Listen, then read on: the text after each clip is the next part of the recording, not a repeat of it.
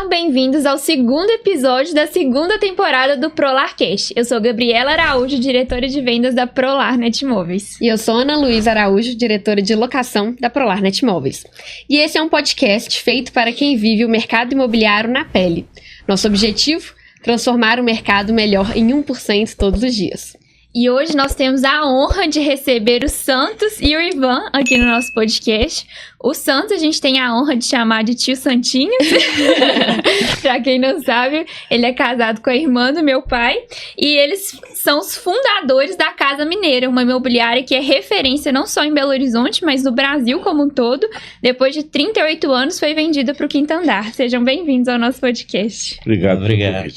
Santos, natural de Santo Antônio do Monte, na região oeste de Minas Gerais, mudou-se para Belo Horizonte ainda adolescente e aos 20 anos iniciou sua trajetória no mercado imobiliário. Começou como plantonista, tornou-se corretor e em 1983 cofundou a Casa Mineira. Ainda hoje, Santos segue atuando e investindo no mercado imobiliário. Além de sua carreira, é um grande apaixonado por sua família, marido dedicado, pai de 2 filhos e avô de 3 netos.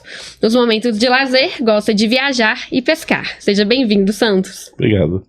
E Ivan, natural de Patrocínio, Minas Gerais, região do Triângulo Mineiro. Mudou-se para Belo Horizonte em 1978 e formou em comunicação social. Iniciou sua trajetória no mercado imobiliário em 1979, atuando em uma das grandes imobiliárias da época.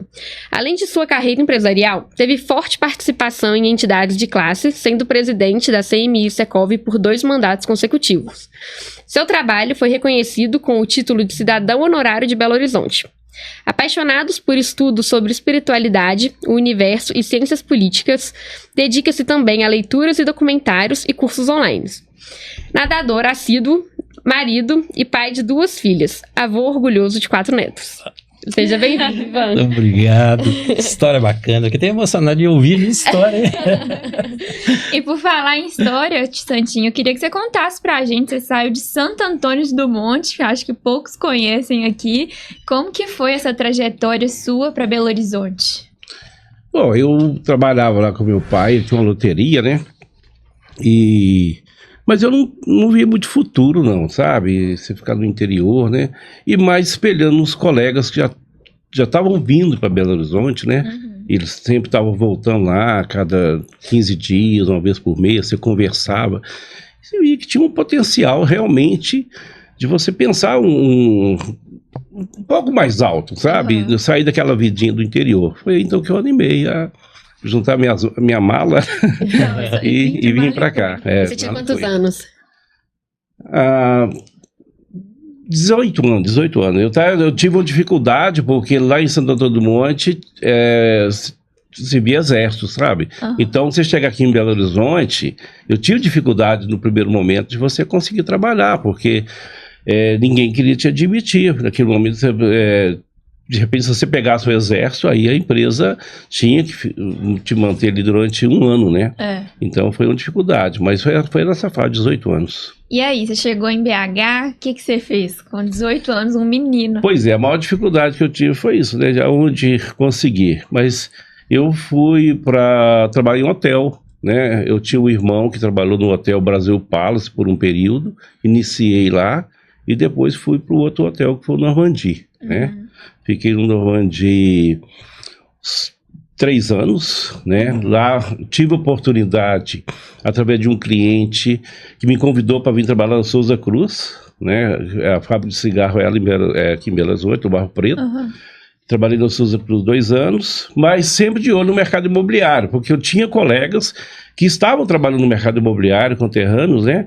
E que estavam conseguindo conquistar lá os seus objetivos, que o primeiro era comprar um carro, né? A gente vem do interior e fica louco para comprar um carro, né?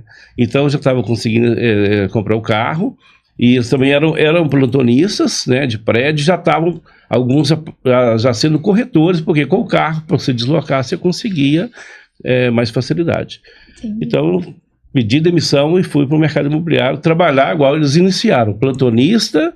Fiquei um tempo até conseguir ganhar o dinheiro para depois ser corretor de imóveis. Que legal. E você, Ivan, como é que foi sair de patrocínio, né? Isso. E vir aqui para BH? Você também era novo, assim? Era novinho.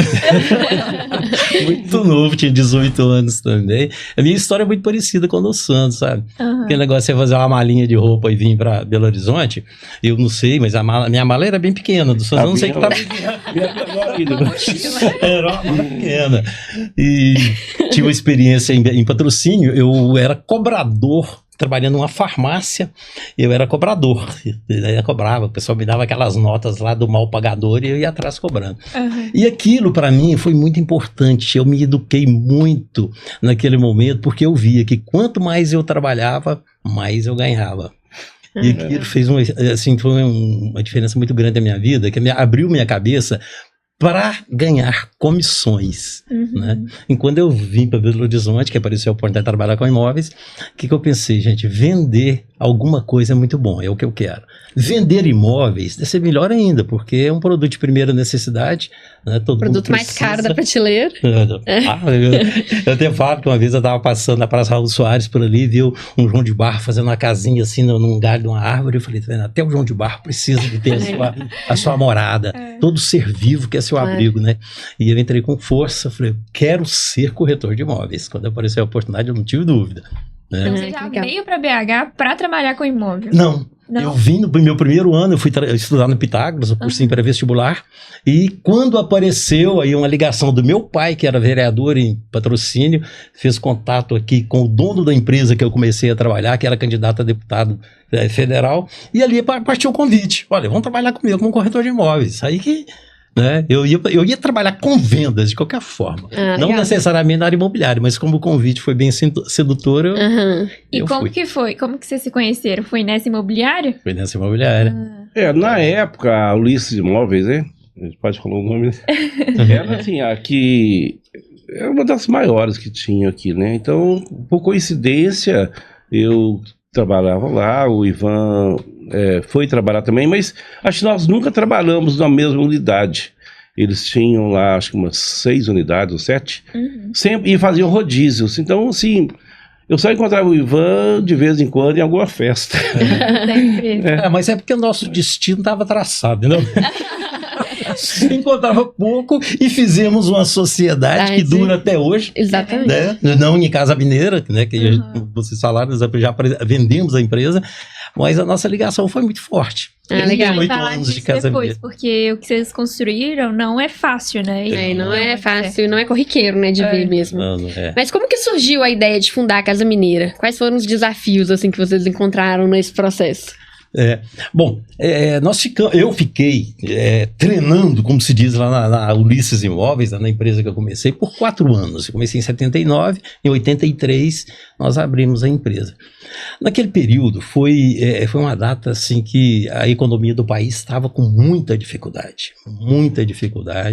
As pessoas estavam deixando de pagar os seus financiamentos habitacionais, os valores de imóveis, a avaliação de um imóvel ficava abaixo do saldo devedor de um mutuário, né, do financiamento.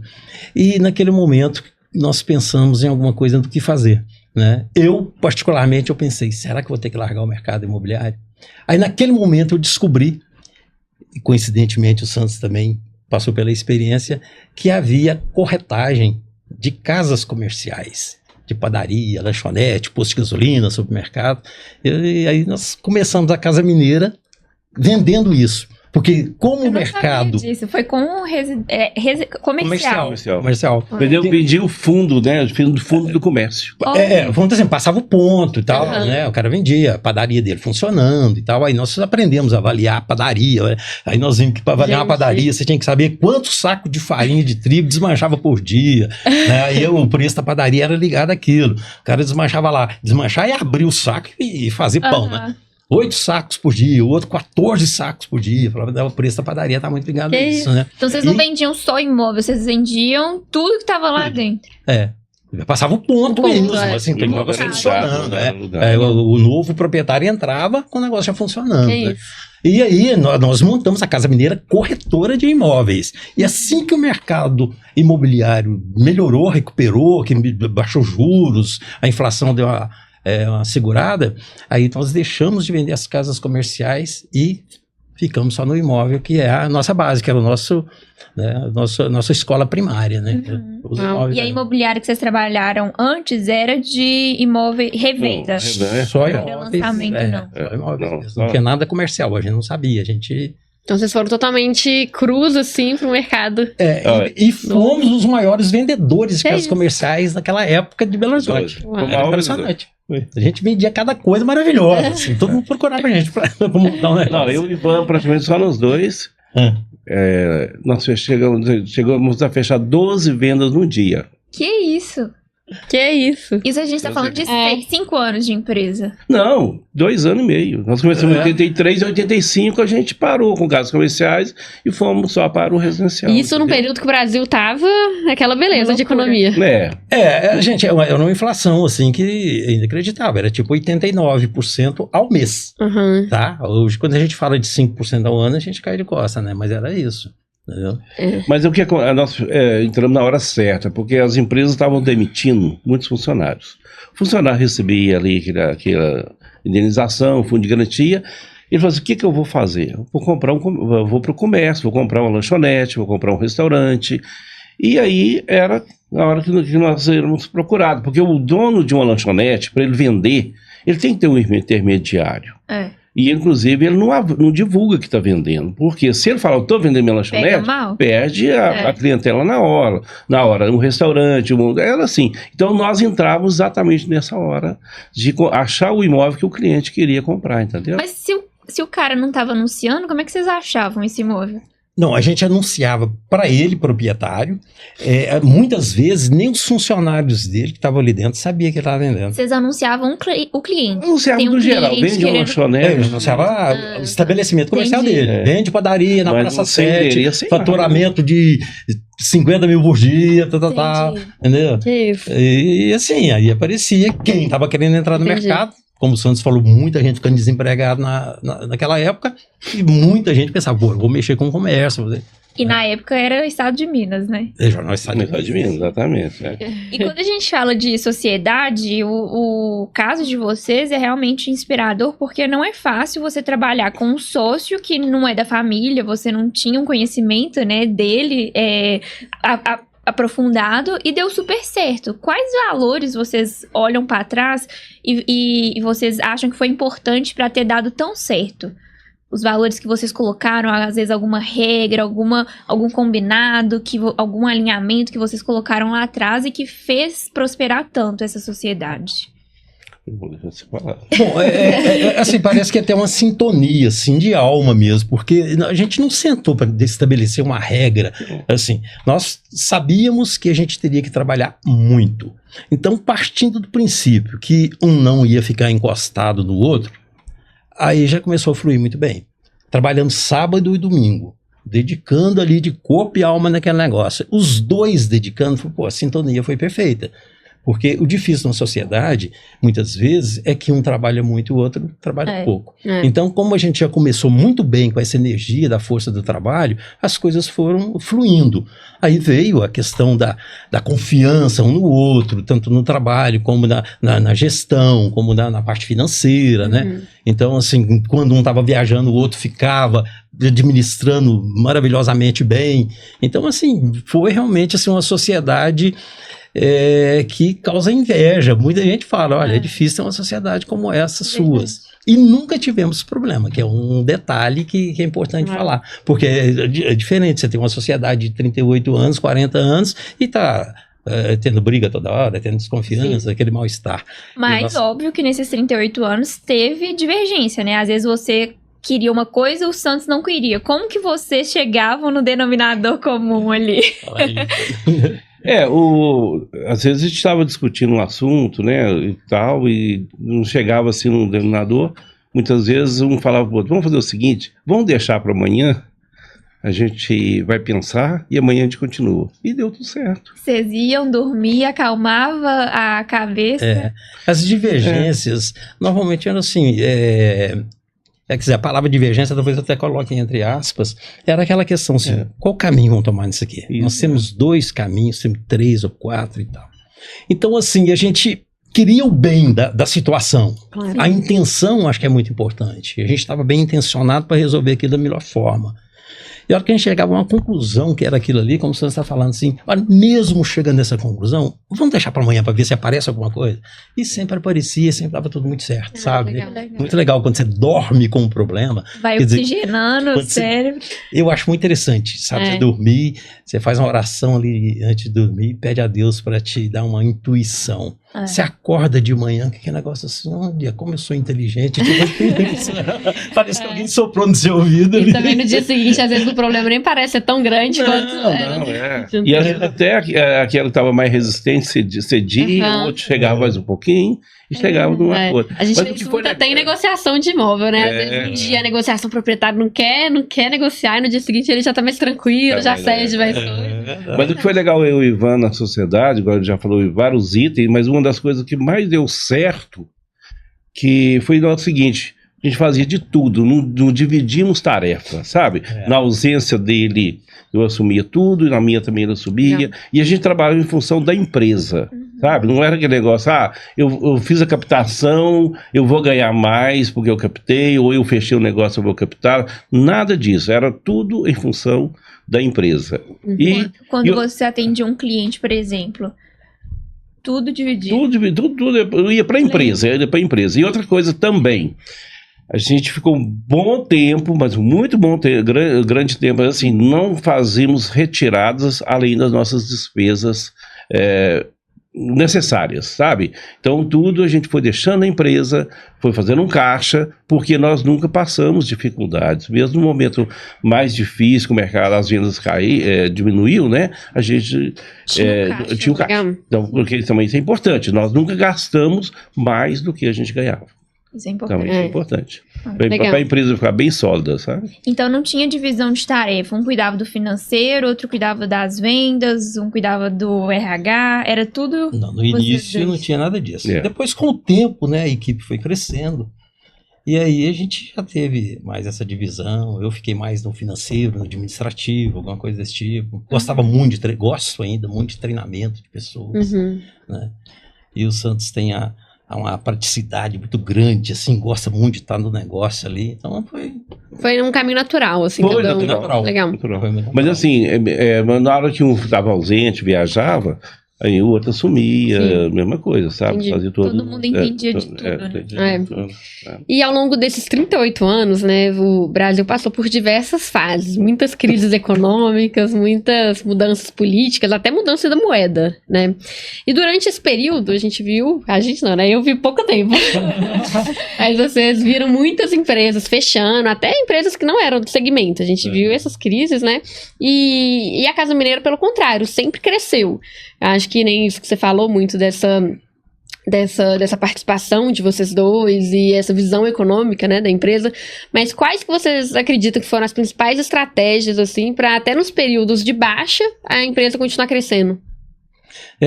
Bom, quanto a planos econômicos, eu acho que assim, nós pegamos todos, assim, sofríveis mesmo. Inflação. Já viu falar assim, diz que troca a roda do carro com o carro andando? Aham. E muitas vezes nós fizemos isso, né? Então, eu acho que a estratégia, eu acho que o segredo da coisa aí foi a nossa força de trabalho. E é uma coisa que a gente sempre acreditou, o que está muito assim na literatura, né, das lideranças, é que um líder é aquele que sabe transformar uma pessoa comum em pessoas extraordinárias. E isso nós fizemos dentro da Casa Mineira. De pessoas comuns, pessoas simples que chegavam lá, a gente colocar na cabeça dele que ele podia mais do que ele estava pensando. E ele se descobria ali. Então nós fizemos um grupo muito forte de trabalho. Ô, Ivan, e quem tá ouvindo a gente é muito dono de imobiliária, corretor. Esse é o público do nosso podcast. E quando você fala de grupo, acho que é legal você falar pro pessoal como que forma esse grupo. Porque você falando assim parece fácil, né? Mas na prática é desafiador você formar as pessoas nesse sentido. Como que era esse grupo aí que vocês formavam? A Casa Mineira, praticamente sim, 99% da turma foi formada por nós, né? E é aquela comunicação assim que eu acho que toca muitas pessoas, de coração para coração, sabe? Então você se interessar verdadeiramente por aquele profissional que está chegando, profissional entre aspas, porque ele não é profissional ainda, mas se ele tiver vontade de trabalhar, ele vai aprender ali o caminho certo e a gente tinha toda a paciência de ensinar, dar o caminho das pedras. Como muitas vezes a pessoa chega com a cabeça muito poluída, a gente falava, olha, acredite no que nós estamos falando agora e nos entenda depois, porque é muito difícil você entender tudo agora, a gente dá um treinamento para que entenda tudo. Então, vem a questão da confiança. Eu acho que o líder tem que passar essa confiança, fazer com que a pessoa acredite nele. Sim. Né? E a partir da hora que a pessoa acredita nele, já é um caminho muito bom a seguir. Agora, o líder sofre. Ele não pode trair, não pode vacilar. Porque o que sai da boca é uma coisa. O exemplo grita. O que você fala, ele sussurra. O exemplo grita. Né? Então, é um trabalho assim que eu te falo que não é para poucos, essa questão dessa força para liderar grupos, para formar pessoas, formar profissionais. Você tem que ter muita paciência, muito amor e dedicação e saber que aquele ser humano que está ali, ele pode mais do que ele está pensando. Mais do que o pai dele falou para ele, mais do que a mãe dele falou para ele. A gente fazia aquele trabalho, olha, não acredita nisso não, você pode mais. Ah, mas eu comprei um Fiat Uno, a minha mãe falou, não, meu filho, você comprou um carro, que coisa maravilhosa, isso já tá bom demais para você. Eu falei, você vai comprar mais. Ah, mas eu nasci lá não sei onde, eu sou de família muito pobre, mas você pode mais. Quantas pessoas dessas, que a gente pode chamar assim de pessoas comuns, viraram um líder extraordinário dentro da Casa Mineira. Então começou ali aquele processo de fortificação da empresa, né? Eu e a Gabi, que somos recém-nascidos do mercado imobiliário, né? A gente tem 5 anos de mercado, mas nesse pouco tempo a gente já viu assim, o legado que vocês deixaram mesmo, né? A gente tem muito contato com pessoas do mercado e muitas pessoas até que hoje estão conosco na Prolar e a gente vê assim, a escola que vocês proporcionaram para eles. A gente dava muita oportunidade, sabe, assim, para as pessoas que estavam conosco, desde que elas conquistassem, né? Na hora certa a gente, né, oferecia assim, né? A pessoa conquistava o espaço para ser um gerente de venda no futuro, mas a gente analisava muito antes para ver se ela tinha capacidade, porque se você oferece um cargo a pessoa é corretor, né, um profissional, aí você oferece uma gerência para ele, se ele não tiver o dom ali, sabe, não é só de fechamento, de liderar uma equipe, e depois ele tem que voltar para a origem, né, ser corretor, é muito difícil. Aí praticamente você perde o profissional. Né? Então, assim, a gente acertava muito, muito. Erramos poucas vezes, sabe? Legal. Às vezes tinha pessoas que queriam e a gente fala, não está na hora certa, nós estamos te observando, sabe? E aí, na hora certa, a gente convidava. Foi muito bacana, a gente teve uma equipe muito fiel, sabe? O pessoal fazia o que a gente pedia, assim, e que é lógico, pedia, né, para eles participarem junto para a gente vender mais, sabe? Porque veio essa confiança. Confiança, exatamente. Confiava em e a gente dava o exemplo também, sabe? A gente dava o exemplo. Nós éramos os primeiros chegando ainda. Eu acho assim, nessa questão da liderança, a pessoa mais difícil que tem de liderar é a gente mesmo. Você se liderar, você fala, você se entender, ter o autoconhecimento, você fazer, como é que é o caminho que eu tenho que seguir, o que eu vou fazer. E você ter aquela disciplina. Então, à medida que você vai passando isso para um grupo, você vai se educando também. Né? Sim. E a gente viu muito na Casa Mineira que é o seguinte, a gente é uma empresa que estava lá, é uma empresa convergente de pessoas de várias culturas, vários lugares. Então, uma coisa que a gente fazia, que eu aconselho também as pessoas do mercado imobiliário, os empresários do mercado imobiliário, é o seguinte, seja lento para admitir, não tenha pressa para admitir, e rápido para demitir. Porque a gente não vai aceitar, como está vindo de gente de todo lado, você não tem que acertar em todos. Mas como a gente fazia uma seleção muito boa, com muita entrevista, a gente punha aquele candidato para pensar, para conversar com o marido, conversar com a esposa, conversar com os filhos, conversar com quem quer que fosse importante para ele sobre o que era o mercado imobiliário, que ele teria que trabalhar final de semana, daquela dedicação, aquela coisa toda. Então já começava muito bem, porque a gente já jogava para ele esse pensamento. Aí quando ele ia, muitas vezes dava muito certo, mas a partir da hora que a gente estava ali com aquela pessoa e via que realmente não era a tendência dele ser um profissional dessa área, a gente tinha que ser bem rápido também para Você agradecer. falou da família, é legal, porque a gente vê que às vezes o maior inimigo do corretor de imóvel é a própria esposa, que fica no pé do cara, que ele saiu 7 horas da noite pra fazer uma visita, que foi sábado fazer uma visita, ou às vezes domingo, feriado. E é uma coisa que a gente prega muito lá no Prolar, é que se o corretor trabalhar igual um médico trabalha, você vai ver um cara milionário. Porque o corretor que trabalha 12 horas por dia igual um plantonista, um médico, imagina o tanto que esse cara ganha. Mas pra isso você tem que ter um alinhamento com a sua família. Que não só o trabalho, mas o estudo também, né? A preparação pro negócio. Nós vimos muito isso na Casa Mineira, a família jogando contra. Entendeu? A família jogando contra e achando absurdo aquilo ali, trabalhar daquele jeito. E às vezes a pessoa com potencial maravilhoso acabava desistindo, porque estava enfrentando problemas domésticos.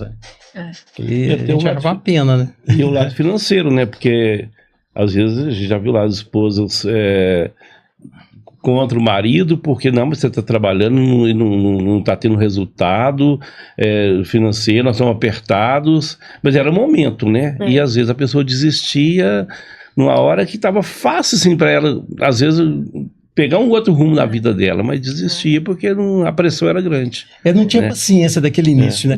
Porque quando eu falei para vocês que eu tive lá uma experiência com cobrança e ganhar comissão pelo que eu recebia, me abriu foi isso. A carteira de trabalho, aquele emprego, aquela coisa ali, muitas vezes engessa a pessoa. E às vezes as pessoas dão muito valor a isso, né? Ah, você está empregado, fica pensando que você está pregado na cruz, empregado, né? Você está pregado ali. Aí fica pensando em quê? Aposentadoria, 13º, fundo de garantia, aquele negócio assim, né? Fundo de garantia rende a metade da poupança, aquelas coisas e tal. E ele deixa aquele potencial que ele tem estancado ali. Estancado, né? Então, a partir da hora que ele acorda, como tem a frase que diz, né, que quando a sua mente se abre a uma nova ideia, ela jamais volta ao tamanho original. Quando ele se abre para aquela nova ideia, ele fala, opa, eu posso fazer mais. Eu posso fazer e quanto mais eu faço, mais eu ganho, mais eu venço. Né? Isso era muito gostoso. Nós vimos isso muito na Casa Mineira. Legal. As pessoas assim triunfarem mesmo. Verdade. Bom. Esse episódio é um oferecimento da QH4 Growth. Se você é proprietário de imobiliário e quer alavancar suas vendas e aumentar sua presença digital, conheça a QH4. Eles são especialistas em gestão de tráfego pago e assessoria comercial para grandes imobiliárias, ajudando-as a alcançar novos patamares com estratégias personalizadas. Com uma equipe que entende o mercado imobiliário, sabendo exatamente como atrair mais clientes para os seus empreendimentos. QH4 Growth, a assessoria de marketing da Prolarnet Imóveis pode ser a sua também. E é um oferecimento da Lastro. Faça como as melhores imobiliárias do país e contrate a Laís, a inteligência artificial mais avançada do mercado imobiliário. A Laís é a primeira funcionária da imobiliária que não é feita de carne e osso. Ela atende instantaneamente 100% dos seus leads, trabalhando 24 horas por dia, 7 dias por semana. Com a Laís, os seus clientes recebem o melhor atendimento do mercado e a sua imobiliária fecha mais negócios. Laís, o que a sua imobiliária precisa e os seus clientes merecem. E quando a gente fala de Casa Mineira, vem já a venda do quinto andar para muitas pessoas, né? Como que foi? Porque falam que não pode falar que empresa é filho, né? Mas você acaba criando como se fosse, acompanhando e pega um apego emocional. Como que foi esse processo de vender algo que vocês construíram por 38 anos? Foi um processo tranquilo ou teve ali uma dorzinha dos funcionários? Eu até fui num evento, num auditório aqui no Hotel Mercury, aqui perto, e alguém da plateia me perguntou qual que foi a estratégia para vender a Casa Mineira para o quinto andar. Eu falei, não teve estratégia nenhuma, que nós não fizemos uma empresa para ser vendida.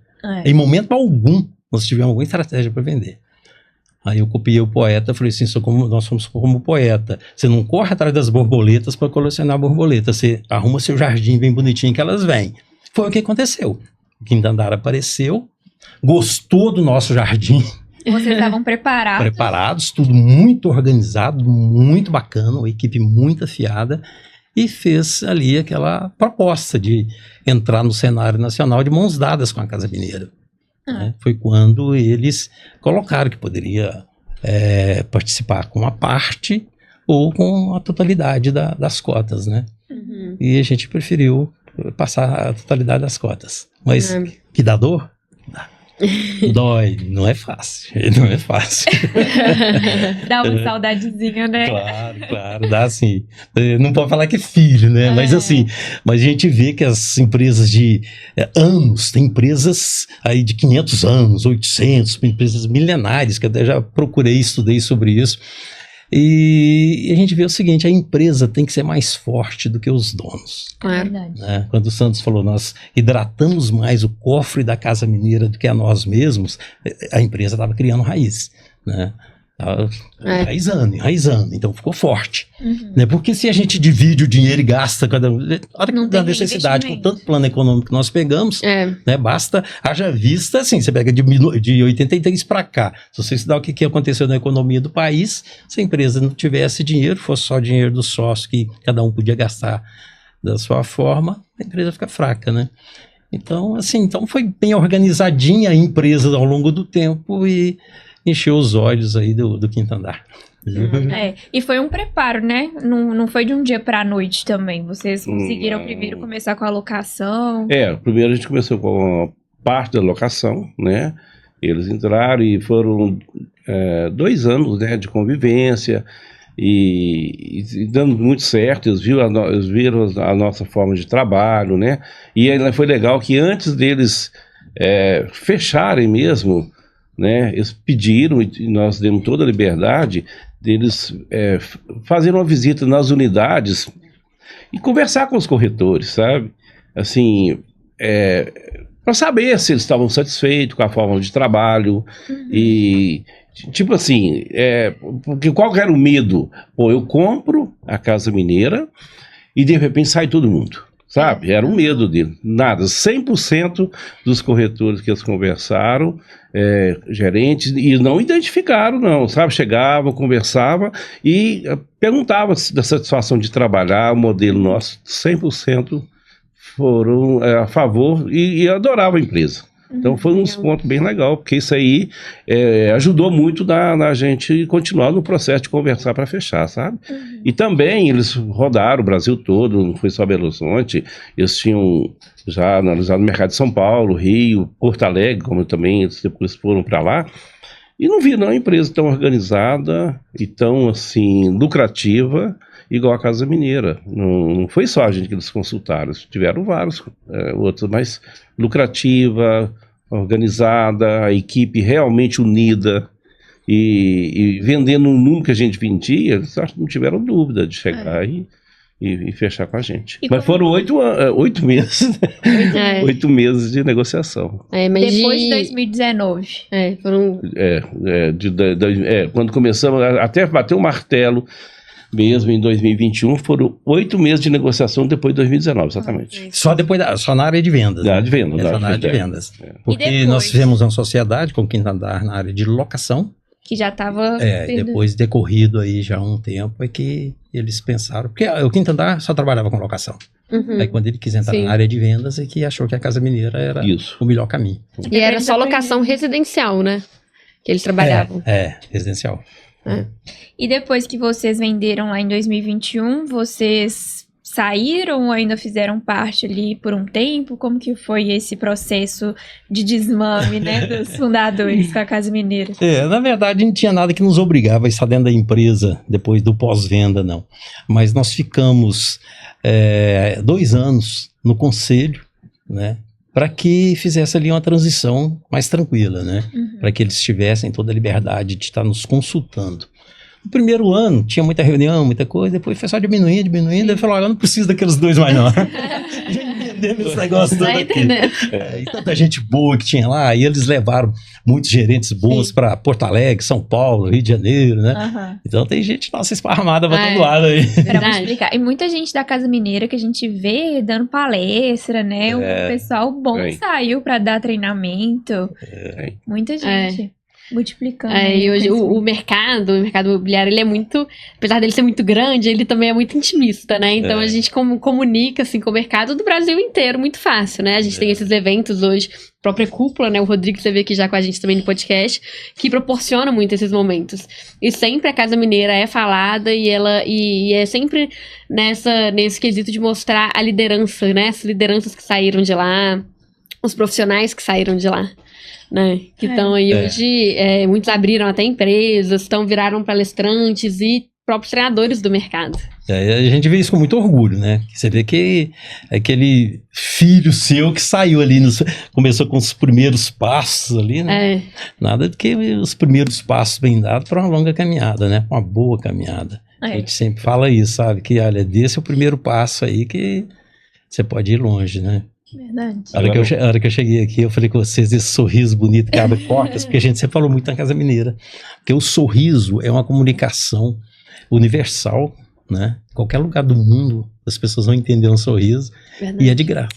É verdade. Né? Então, assim, a gente sempre falou isso para a nossa equipe, olha, mantenha isso, porque por mais que esteja com dificuldade naquele dia ali, atenda o cliente bem, com um sorriso. Então as pessoas foram entendendo muito bem o que era isso. Então, a partir da hora que entende, dá aquele clique ali, ela estuda um pouco mais e vira o que vocês falaram, até palestrante dessa questão, né? Tem até um exercício que quando você coloca uma caneta entre o dente, não sei se vocês já viram isso, e morde a caneta pra sua boca abrir como se fosse um sorriso. E aí você tem que ficar 1 minuto direto por dia, porque aí você manda um recado pro seu cérebro de que você tá feliz. E isso aumenta o seu hormônio lá da felicidade. E assim, o sorriso que às vezes as pessoas economizam faz bem pra quem tá dando, né? Você fica mais feliz, mais tranquilo, mais leve. E pro atendimento do cliente é indispensável. E a gente não pode perder a oportunidade de vocês dois aqui para eu perguntar. Vocês abriram imobiliário, tiveram imobiliário por 38 anos. Nessa jornada, vocês viram corretores que tiveram sucesso e que corretores que não tiveram sucesso. Além do trabalho duro, dessas coisas que a gente sabe que é muito importante, tem algum outro diferencial que vocês viram, as características marcantes nos corretores que tiveram sucesso, para as pessoas que estiverem ouvindo a gente poder replicar ou às vezes aprimorar nelas? Pô, você está olhando para mim, eu vou responder. Olha, veja bem, quem não teve sucesso não quer dizer que é um fracassado. Vamos pensar assim, né, que se todo mundo fosse corretor de imóveis de sucesso, a gente teria falta de profissionais em várias áreas, né? Veja bem, se você pega uma águia e leva para uma escola de patos, ela vai ficar triste, ela vai ver que o negócio está meio devagar. Mas se você também exige de um pato, de uma ave, que faça o que a águia faz, ele também vai ficar frustrado. Né? Então, cada um no seu pedaço, né? Cada um no seu quadrado. A gente não pode julgar um peixe porque ele não sabe subir numa árvore. Então, não é a natureza dele, não é o pedaço dele. Né? Então, assim, não é tanto a questão de ser fracassado. Eu acho que as pessoas, muitos passaram pela Casa Mineira e a gente, com aquele olhar assim, de raio-x mesmo, a gente via que não dava, que não era o caminho para ele. Muitos estão muito bem em outras áreas do mercado, em outras situações. Né? Porque não é porque é um mercado que dá um super lucro, entre aspas, que é para todo mundo, né? Tem gente que não vai conseguir. Então as pessoas têm assim, e é bom que isso aconteça, né? Essas diferenças todas, né? Então a gente tentava ali realmente fazer com que as pessoas entendessem bem o mercado e ficassem ali. Mas não é demérito quem não ficou, né?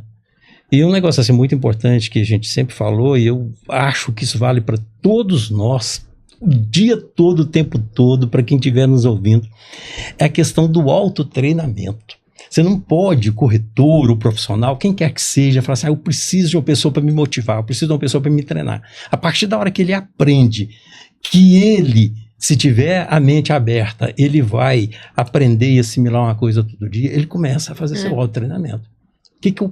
Aquela questão, o que está me atrapalhando a ter mais sucesso? Pergunta, o que está me atrapalhando? E ele tem que ter coragem de falar para ele mesmo. Né? Quais são os problemas? Qual que é o maior problema? Quais são as soluções? Qual que é a melhor solução? Eu vou trabalhar em cima disso. Eu vou trabalhar. Você não pode ficar ali quieto esperando a inspiração chegar. Você tem que pegar um porrete e ir atrás dela. Falar, pô, eu vou. Né? Você fazer contato com você mesmo, ter coragem de olhar no espelho e falar, desse jeito, estou assim, não sou assim, mas eu vou lutar e vou melhorar. né? Então essa questão do autotreinamento que a gente despertava muito nas pessoas era muito bom, porque não tem como você ficar ali um coach ou uma pessoa o tempo todo atrás observando tudo o que ele está fazendo. A gente falava, a cada atendimento você pergunta para você mesmo, o que eu poderia ter feito de melhor? Aí você vai se educando, você vai melhorando. Legal. Você está dentro do escritório, por exemplo, está lá esperando um cliente que vai chegar daqui 1 hora. Entra no sistema, vai treinando, vai vendo o que você lembra. Pergunta para você mesmo, o que eu lembro de um apartamento com tais características, de um imóvel com tais características? O que eu lembro? Lembra. Agora deixa eu colar aqui no sistema. Que eu deixei 2 ou 3. Então, quer dizer, a pessoa vai se treinando. Então, a pessoa tem que... Até as pessoas que estão na faculdade, tal, ela fica esperando só que a faculdade vá formá-la, não forma. A prática é muito mais. Ela tem que estudar, né? Tem que aprender. Eu acho que foi um dos grandes segredos, muitos entenderam isso na Casa Mineira. Sim. Legal, autotreinamento e automotivação também, né? Porque a gente vê o corretor, ou então o vendedor de qualquer área, que fica esperando que a empresa fique dando aquele gás de motivação sempre, mas se a pessoa não se motivar todos os dias... Até teve uma vez que uma pessoa me perguntou, um gerente de vendas, ele me perguntou assim, Ivan, o que eu faço para motivar um corretor? Porque ele estava tendo algumas questões da empresa dele ali, né? E eu pensei, o que faço para motivar?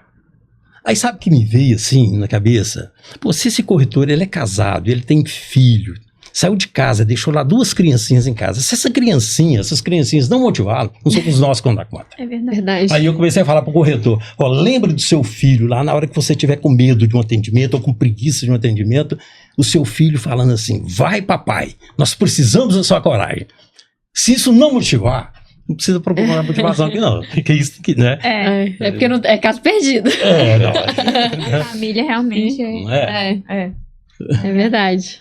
E mesmo que não tenha filhos, outras coisas. A vontade dele em vencer na vida, de adquirir outras coisas, de estar numa situação melhor, né? Então... uma das coisas que às vezes as pessoas me perguntam, né? Entre várias coisas, assim, isso que nós fizemos na Casa Mineira de sucesso, tudo aí que o Ivan falou, uma coisa que a gente pegava muito lá, conversava muito com o corretor, era conhecer os imóveis, o máximo que ele conhecesse dos imóveis que estavam realmente na carteira de venda, sabe? Porque é diferente, quando você chega no imóvel, você conhece, na hora que você leva o cliente naquele imóvel, você sabe, você já vê os pontos positivos, pontos negativos. Esse era um dos grandes segredos, e a gente estava sempre ali junto, mostrando para o corretor que isso fazia diferença nas vendas, sabe? Então, todos compraram essa ideia, e era muito difícil a gente perder uma venda, porque o corretor às vezes não ofereceu um certo imóvel para o cliente. Porque ele ia antes, né? Porque tem corretor que às vezes fica esperando chegar o primeiro cliente para ele oferecer. Aí chega lá, é portaria eletrônica, não foi liberada, fica presa entre uma porta e outra, passa morricão e perde o cliente. E às vezes o corretor, por ele não conhecer vários imóveis, uma boa parte, ele mostra um só. Às vezes 2. O cliente não vai comprar visitando um imóvel só, gente. Não tem jeito, é muito difícil. Eu acho que na minha trajetória lá de 38 anos, poucas vezes, acho que conto nos dedos quantas vezes o cliente visitou um imóvel só e comprou. Sabe? Então, é isso que a gente mostra. Porque igual eu comparava muito uma coisa simples, uma loja de roupa. Muito difícil você chegar na loja de roupa, você vai comprar uma camisa, você chegar e experimentar aquela camisa e comprar aquela camisa. Normalmente o vendedor traz outras, você vai experimentar e tal. Então, se o vendedor te traz uma camisa só, você não gostei, aí você vai embora, né? Então, ou então o vendedor da loja, né? Fala com você assim, amanhã você volta que eu te mostro. Você não vai voltar. Não volta. Então, assim, essa... disponibilidade do corretor, mostrar mais imóvel para o cliente, era um dos grandes segredos que a gente tinha na Casa Mineira e que a gente vendia muito. Vou pegar um gancho que você está falando, nós desenvolvemos um negócio lá, porque o corretor às vezes chegava, aqueles mais empolgados, queria já fazer curso de lei do uso do solo, curso de direito imobiliário, falou, olha, vai devagar, vamos pegar o básico primeiro. Aí nós temos um negócio chamado CMC, faz o CMC, que se você fizer agora, lá na frente você vai fazer outro tipo de curso, que é conhecer, mostrar, captar. CMC, conhecer, mostrar, captar. Pensa nisso só. Não pensa em lei do uso solo, querer entender o urbanismo, querer entender essas coisas, não. Vai nisso aí, que aí você vai pôr dinheiro no bolso, vai ganhar muito dinheiro, daqui a pouco você vai estar tranquilo para fazer isso aí tudo e expandir seus conhecimentos. Não que a gente seja contra o conhecimento, não, é tudo na base, no momento certo. Porque senão ele se atropela com tanta coisa.